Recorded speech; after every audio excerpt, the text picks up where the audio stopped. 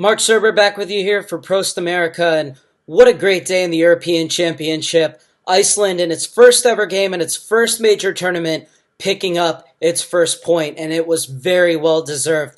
It obviously looked like it was going to be a very different picture, especially after the first 45 minutes. Portugal tearing them apart, getting that goal, but ultimately would pay for their inability to stick away more of their chances in the first 45 minutes.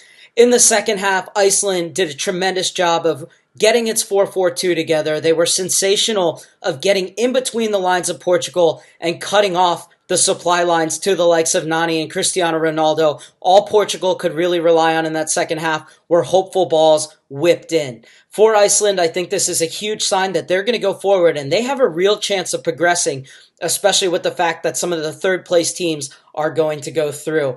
The finish by Björnsson, great goal. However, he took it really well, but you have to ask questions of the Portugal defense. Virinha and Pepe both caught ball watching, both going toward the center. One of them needs to be aware of the player at the back stick. So once again, Portugal have only themselves to blame for that, but Iceland looked very calm and composed. I'm a little bit worried about Portugal. A lot of people said they showed a lot of stuff in this game and that they have the potential to still go all the way through to the semis. My question about them is, A, they have an aging back line, and B, they have no real number 9. And they even said it in the game. They said, who are you going to bring on? Eder? They really don't have a striker. Cristiano Ronaldo, of course, is a forward, but he's better coming out on the wing. Same with Nani, and then coming inside.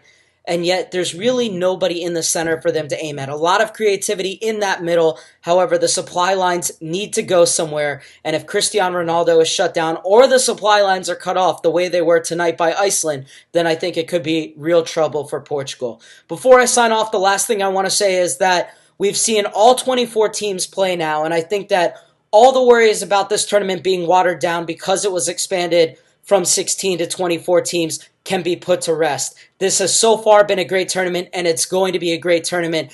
Every single team has shown that they deserve to be there, and even the so-called minnows have shown that if they're not going to win, like Hungary did today against Austria, who were many dark horses, then that they're not just there to make up the numbers, they're at least going to give team real fits, such as Iceland did today against Portugal. For Portugal, I think they have a lot to work on. For Iceland, the sky could very well be the limit. They could get out of this group, and we could be talking about even more crazy celebrations going on in Reykjavik.